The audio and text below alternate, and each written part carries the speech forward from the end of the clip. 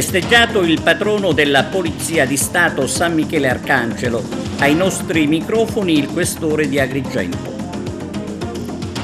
Ad Agrigento iniziativa Piazza Cavour per spiegare come si ricicla l'acciaio. La figlia di Paolo Borsellino davanti alla commissione antimafia. Domenica giornata dedicata alla cura del dolore. Le scuole calcio di Agrigento gratis alle partite dell'Acragas alle Serene.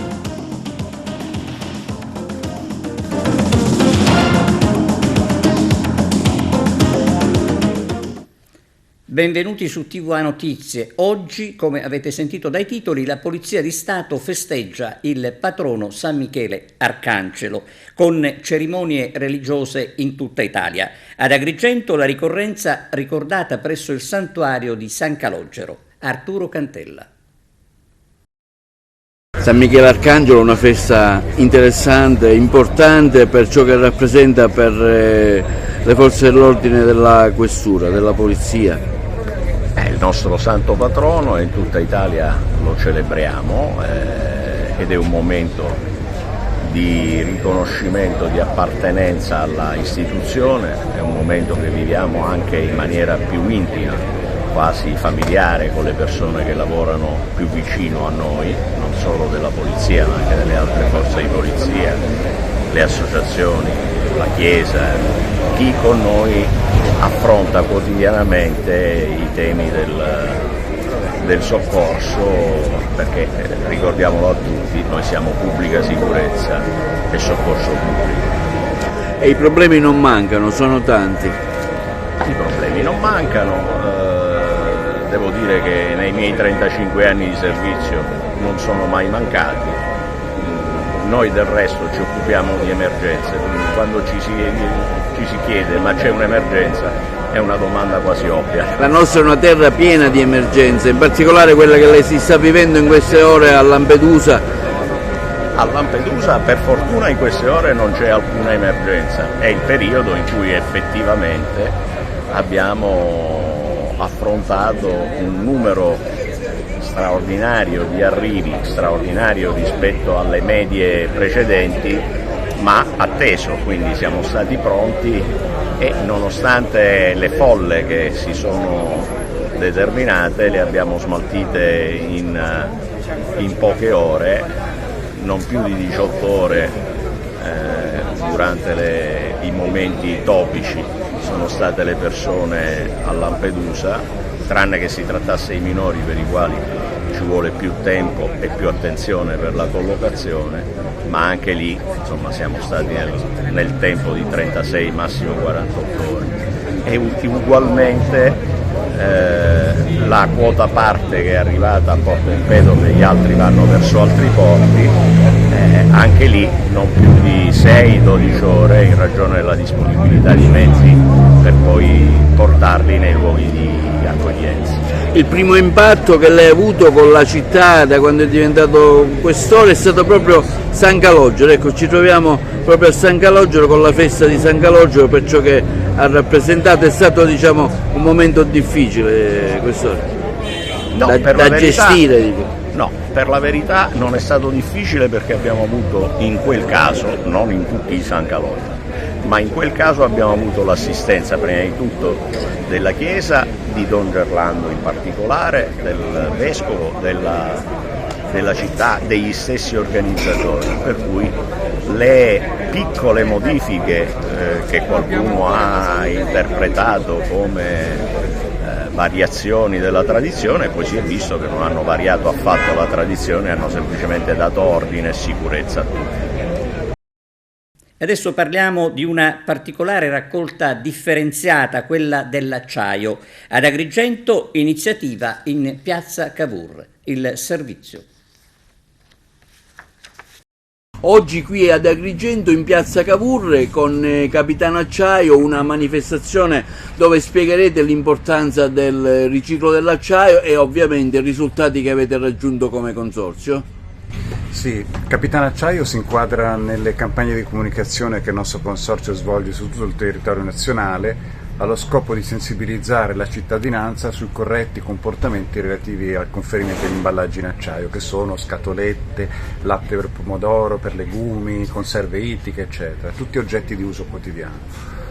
In questo contesto gli sforzi nostri sono molto focalizzati sulla Sicilia, perché la Sicilia è un territorio che da un punto di vista della raccolta differenziata, anche se ha fatto dei progressi importanti, non si posiziona ancora a livello della media nazionale.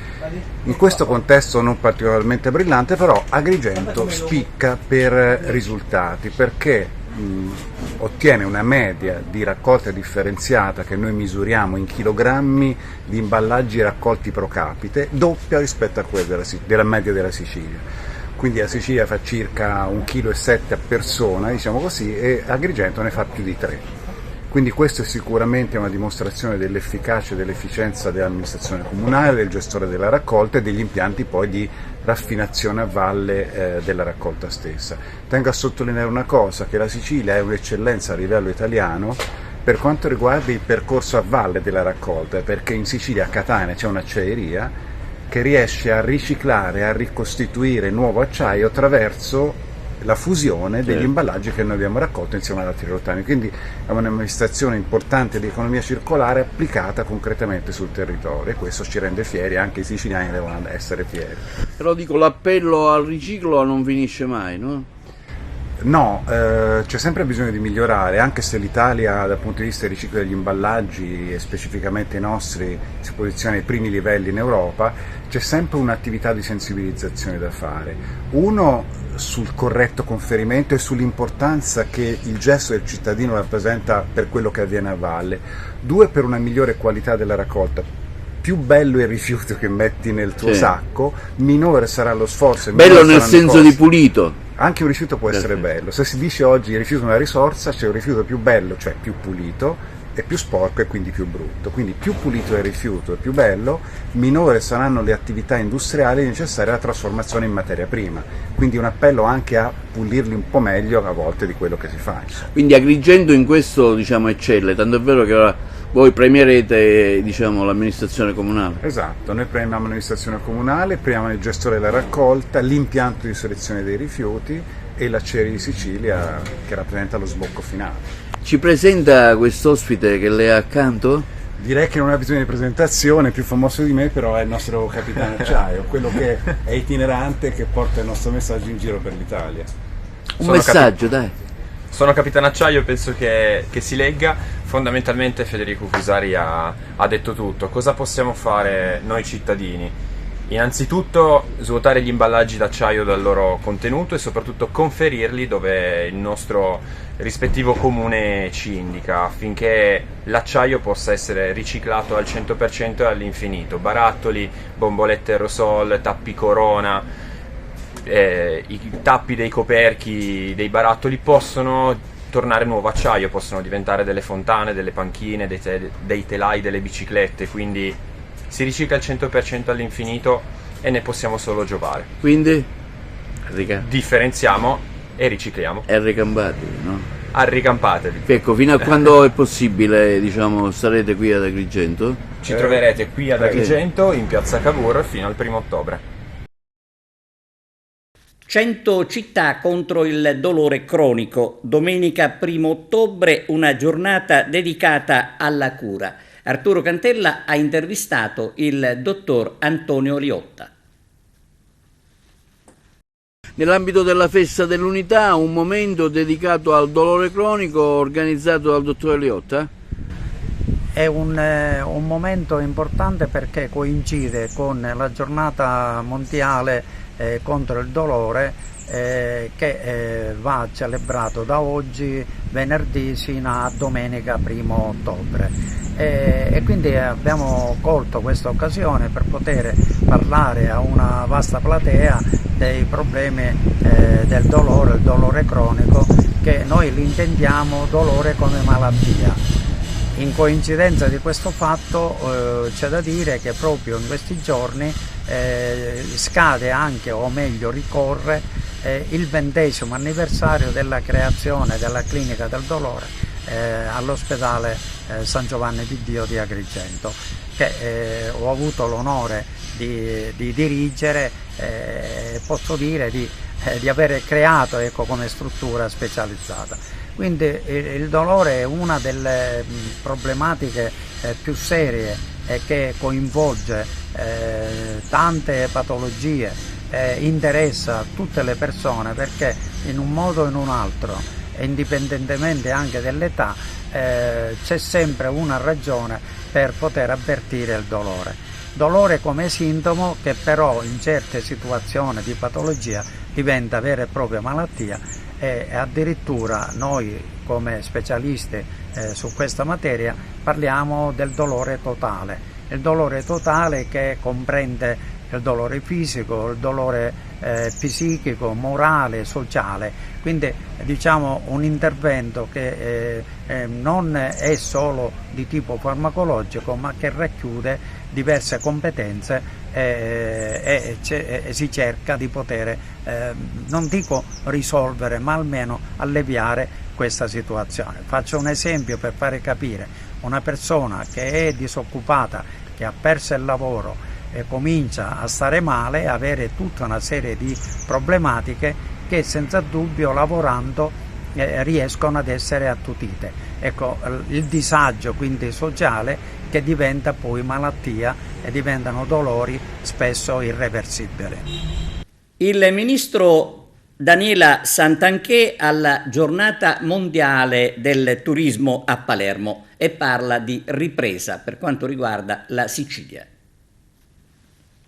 Si è svolta la giornata mondiale del turismo organizzata a Palermo, dove è intervenuta in streaming la ministra del turismo Daniela Santanchè. La Sicilia quest'anno ha avuto riscontri molto importanti per i flussi turistici, ma è stata penalizzata da calamità naturali e sovrapprezzo dei biglietti aerei.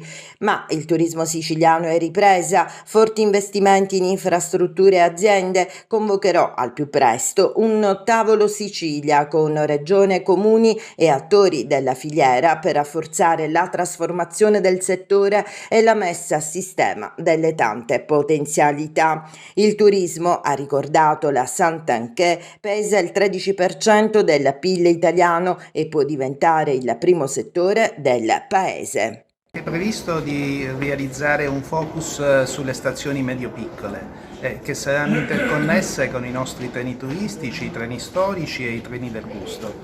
Con il Presidente della Regione Schifani che sta dando un cambio di passo allo sviluppo della Sicilia, con il Ministro Salvini, il Vice Ministro Rixi, stiamo realizzando degli obiettivi che fino a ieri erano insperati. Abbiamo il dovere di dare alla Sicilia delle prospettive adeguate anche alla realizzazione del ponte sullo Stretto, che pone l'isola al centro dell'attenzione europea e internazionale. Stiamo lavorando affinché ci siano una possibilità di degustazione anche nelle nostre stazioni di prodotti enogastronomici, una valorizzazione dell'artigianato. Noi siamo partiti nel 2017 con questa grande opera di riqualificazione, di riappropriazione del mare, diciamo così, di restituzione alla città di Palermo e alle città che si affacciano sui nostri porti dei loro scavi. Lo abbiamo fatto con grande impegno, abbiamo messo a terra circa 1 miliardo di investimenti e i risultati concreti li possiamo oggi delineare in questa importante giornata. Quest'anno il solo porto di Palermo chiuderà il 2023 con 930.000 passeggeri crocieristi. Il numero è esattamente quello che nel 2018 tutti i porti siciliani sono riusciti a conseguire, quindi la sola Palermo oggi fa la somma di tutti i passeggeri che pre-pandemia si sono movimentati in tutti i porti siciliani. La figlia di Paolo Borsellino, Lucia, davanti alla commissione antimafia. Ascoltiamo cosa ha detto.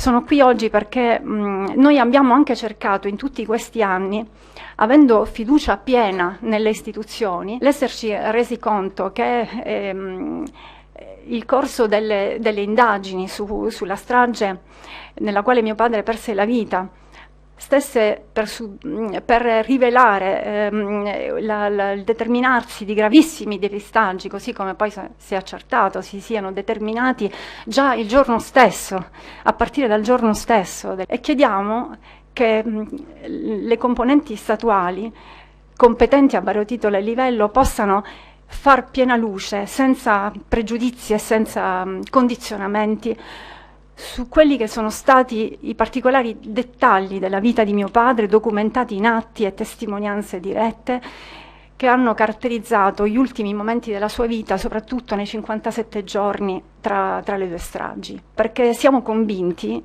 dopo aver assistito in tutti questi anni al percorrere anche di piste investigative, alcune delle quali sono giunte alla loro definizione giudiziaria, ci siamo convinti che le altre piste che sono state solcate non hanno del tutto, o addirittura in alcuni casi assolutamente considerato, atti e documenti e prove testimoniali che potessero fornire degli elementi, a nostro avviso, indispensabili per comprendere il contesto nel quale mio padre operava e il profondo stato di prostrazione e di isolamento nel quale ha vissuto fino agli ultimi giorni della sua vita, senza alcuna pretesa di volere sostenere una tesi piuttosto che un'altra, perché noi non siamo tecnici, lo sono i nostri avvocati, i tecnici del diritto, lo sono i magistrati, ma certamente non noi figli, non ci compete. Quella che vogliamo offrire oggi è una ricostruzione operata su una mole di atti, documenti e testimonianze che, grazie al lavoro di mio marito, vorremmo rassegnare degli elementi a questa commissione che possano essere suscettibili di ulteriore approfondimento con il rigore logico che questi documenti meritano. Grazie mille a Lucia Borsellino. Io credo che non ci sia nulla da aggiungere, se non che il compito che queste ultime sue parole ci affidano è un compito gravoso, ma che, se fatto con tutti i criteri e con tutte le modalità, non farà altro che dare il miglior servizio all'Italia, perché il diritto alla verità e alla piena luce è sì un diritto di chi oggi è qui audito, ma è un diritto di tutta la comunità nazionale.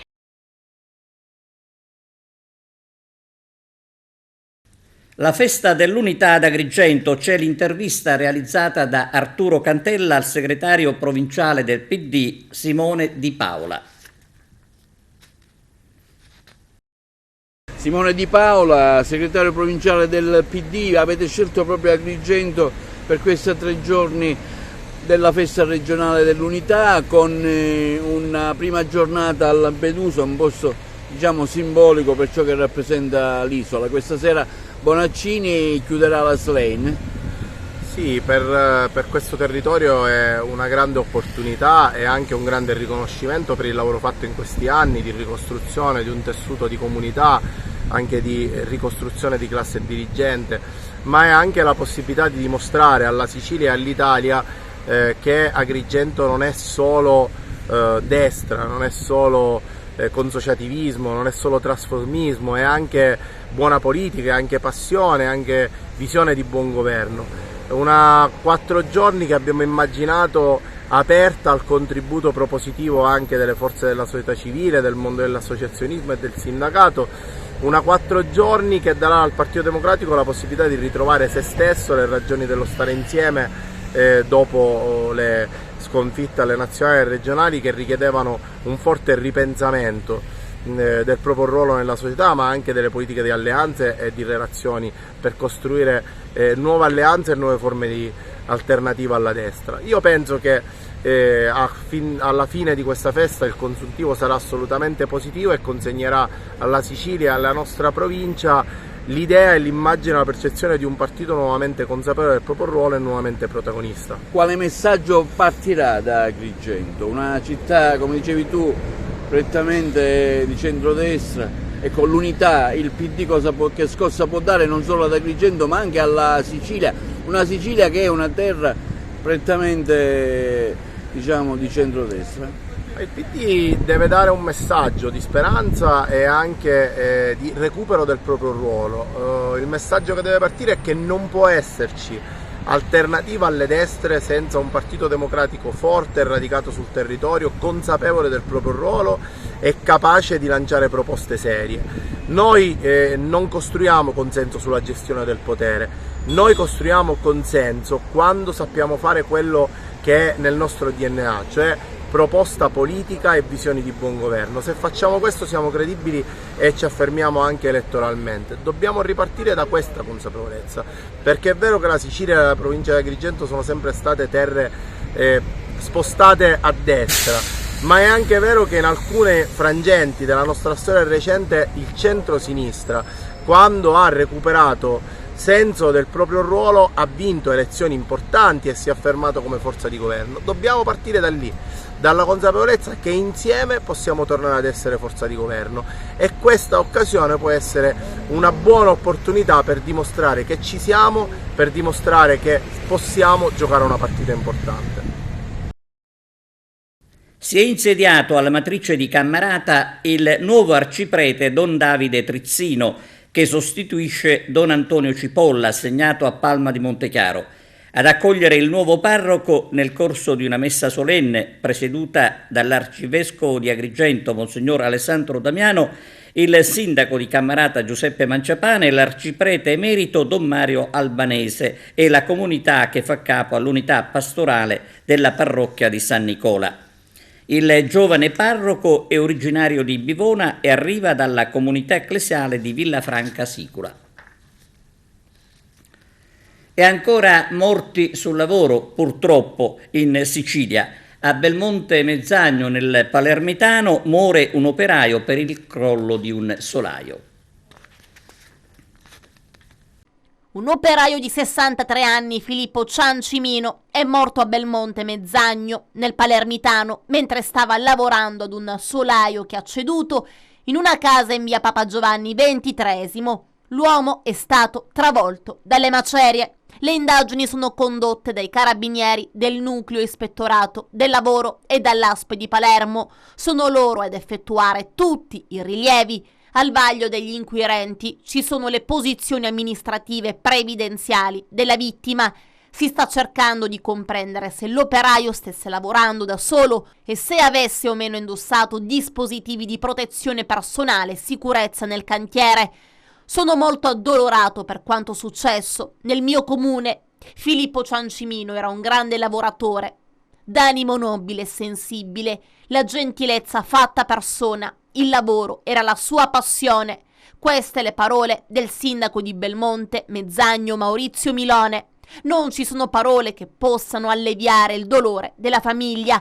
Un'altra vita spezzata e un altro episodio che resta come una grande ferita nel mondo del lavoro. Siamo profondamente indignati e vicini alla famiglia dell'operaio edile. Ad affermarlo è Leonardo Lapiana, segretario generale CISL Palermo Trapani. Siamo stanchi di ripeterlo. La sicurezza deve diventare la priorità per tutti, perché garantire il rispetto delle regole vuol dire rispettare anche la vita dei lavoratori e delle loro famiglie. Sono passati appena 5 giorni dalla nostra manifestazione #Basta morti sul lavoro allo stadio Barbera.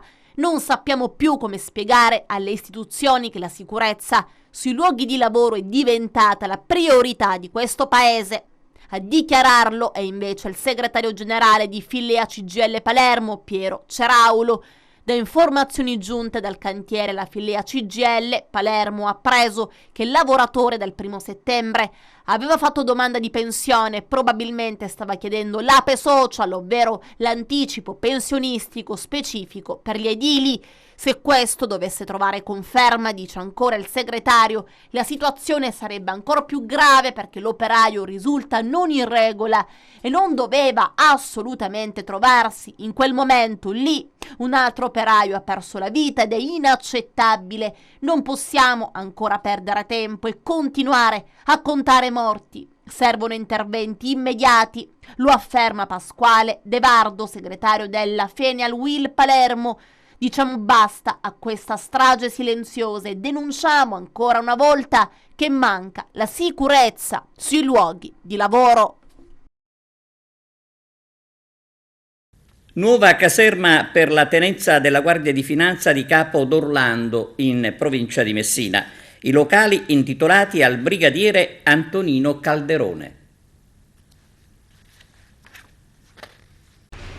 Con una solenne e sentita cerimonia svoltasi alla presenza del comandante interregionale dell'Italia sud-occidentale, il generale di corpo d'armata Rosario Lorusso, una delle più alte cariche istituzionali regionali e provinciali, ha preso parte all'inaugurazione della nuova caserma della tenenza della Guardia di Finanza di Capodorlando. La struttura, situata in contrada Santa Lucia, costituita da un moderno fabbricato che si sviluppa su 3 livelli, adibiti a uffici e alloggi per il personale, sostituisce la precedente sede che era ubicata in via Lucio Piccolo. La caserma è stata intitolata al brigadiere Antonino Calderone, finanziere siciliano originario di Gioiosa Marea, venuto a mancare in tragiche circostanze nel corso di un'operazione anticontrabando svoltasi sul litorale adriatico. La cerimonia ha preso il via con il saluto del comandante provinciale della Guardia di Finanza di Messina, colonnello Gerardo Mastrodomenico, che ha evidenziato il ruolo strategico del presidio orlandino. Successivamente ha preso la parola il comandante interregionale generale Lorusso, che ha parlato dell'importanza della sinergia tra le diverse componenti della pubblica amministrazione per la realizzazione della nuova sede del reparto. Dopo l'alzabandiera, eseguito sulle note dell'inno nazionale, si è assistito al commovente momento dello scoprimento di una targa posta all'ingresso della caserma a ricordo del gesto eroico del brigadiere e al taglio del nastro tricolore effettuato dalla signora Natalina Calderone, figlia del militare decorato e madrina dell'evento. La benedizione alla nuova struttura è stata impartita dal vescovo della diocesi di Patti, Monsignor Guglielmo Giombanco.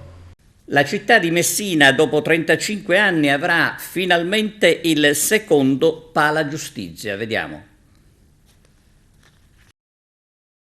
Il tema dell'edilizia giudiziaria ormai è da circa 30 anni di cui si parla a Messina e non si era mai raggiunto un obiettivo così importante.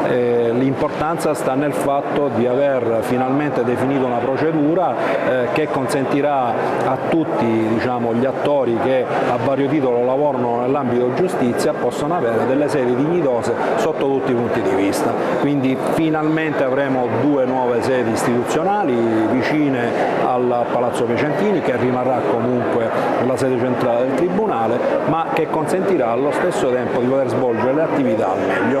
Qual è la tempistica adesso? La tempistica prevede circa 18 mesi per completare tutta la funzionalizzazione dei 2 palazzi e poi per dare la consegna definitiva al Tribunale. Ritengo che è una tempistica che si può rispettare in quanto tutta l'attività preliminare è già stata fatta, per cui immagino che sotto il profilo tecnico ed amministrativo non ci siano sorprese di sorta. Con questa acquisizione di questi immobili, più quello di Via Capra nell'intero, come ho già detto prima, destinato ad essere acquisito per tutto, i problemi dell'edilizia giudiziaria a Messina dovrebbero essere definitivamente risolti, anche perché la popolazione italiana non sta crescendo. Quindi in questi 2 anni è successo che io mi sono insediato come Presidente facente funzione della Corte il 1° marzo del 2022. La prima cosa che ho fatto, la prima in assoluto, è stata quella di dire: portatemi a vedere i palazzi di via Garibaldi. Mi ero reso conto che il problema, purtroppo, per colpa di nessuno o di tutti se vuole, quindi non è un problema di responsabilità specifiche, si era burocratizzato. Cioè era diventato un passaggio di carte. Andiamo all'ex ospedale militare, non andiamo più all'ex ospedale militare, prendiamo atto che non ci andiamo più.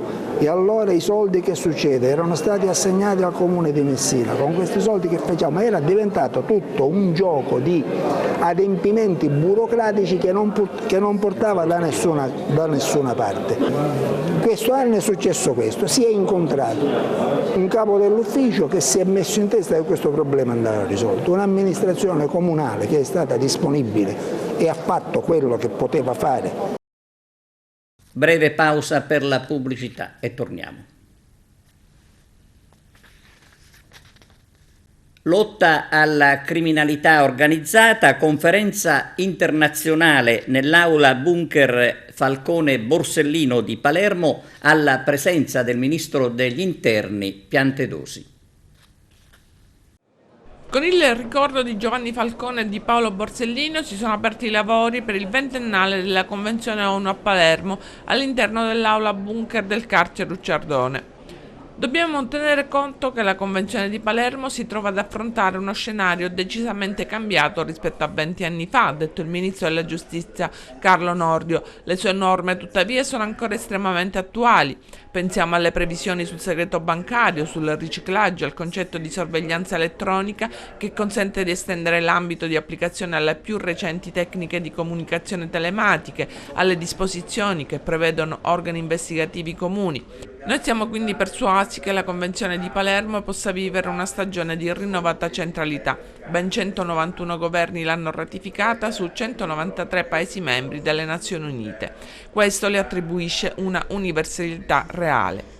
La Convenzione di Palermo, con la sua lungimirante visione, ha consentito di rafforzare la nostra capacità effettiva di prevenzione e di contrasto ai crimini gravi ed organizzati. Lo ha sottolineato il ministro dell'Interno Matteo Piantedosi.